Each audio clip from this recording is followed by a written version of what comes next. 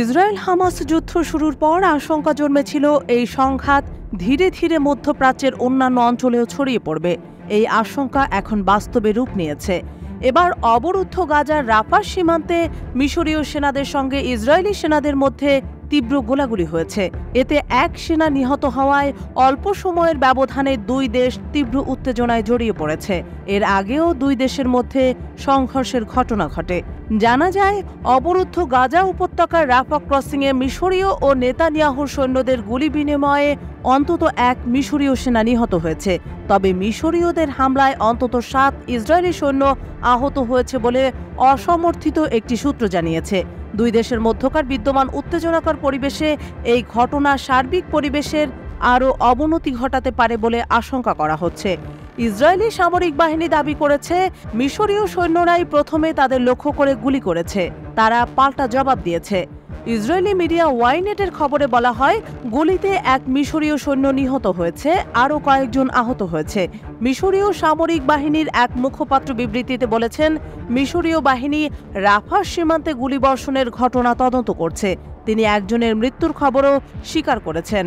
প্রাথমিক খবরে জানা গেছে, প্রথম গোলাগুলির পর ইসরায়েলি বাহিনী ঘটনাটি অস্বীকার করে, তবে পরে তারা তা স্বীকার করে নেয়।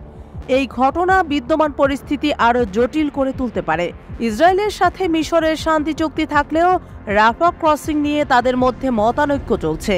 হামাস যে শান্তি চুক্তিটি গ্রহণ করেছিল তা ইসরায়েলকে না জানিয়েই বদলে দিয়েছিল বলে অভিযোগ করা হয়েছে। তাছাড়া রাফা ক্রসিংয়ে ইসরায়েলি বাহিনী মোতায়েন করার পর সেখান দিয়ে ত্রাণ সামগ্রী প্রবেশ বন্ধ করে দিয়েছে মিশর। তবে বিশ্লেষকরা দুই দেশের মধ্যে সামরিক উত্তেজনা আরও বাড়ার সম্ভাবনা নাকচ করে দিয়েছেন। কিন্তু যুদ্ধবিরতি আলোচনায় মিশর মধ্যস্থতাকারী হওয়ায় বিষয়টি জটিল রূপ ধারণ করবে বলে আশঙ্কা করা হচ্ছে। এদিকে অবরুদ্ধ গাজার রাফা অঞ্চলে নিরীহ মানুষের উপর চালানো ইহুদিবাদী ইসরায়েলি বাহিনীর বর্বরোচিত হামলায় নিন্দার ঝড় বইছে বিশ্বজুড়ে। আন্তর্জাতিক বিচার আদালতের রাফা অভিযান বন্ধের নির্দেশের পর চালানো এই হামলার ব্যাপারে অবশেষে মুখ খুললেন ইসরায়েলের পাষাণ প্রধানমন্ত্রী বেনিয়ামিন নেতানিয়াহু। ইউরোপের মিত্র দেশগুলো শক্ত সমালোচনার মুখে এ হামলাকে অনাকাঙ্ক্ষিত দুর্ঘটনা বললেন দেশটির যুদ্ধকালীন বর্বর সরকার প্রধান। 27 মে সোমবার ইসরায়েলের পার্লামেন্ট ভবন নেসেটে দেওয়া এক ভাষণে নেতানিয়াহু বলেন, ইসরায়েলি প্রতিরক্ষা বাহিনী IDF গাজায় বেসামরিক মৃত্যু এড়ানোর জন্য সব ধরনের সতর্কতামূলক ব্যবস্থা নিয়ে আসছে। ভয়াবহ এ হামলাতেও বেসামরিক লোকজনের ক্ষয়ক্ষতি এড়ানোর সর্বোচ্চ চেষ্টা IDF করছে বলেও তিনি দাবি করেন।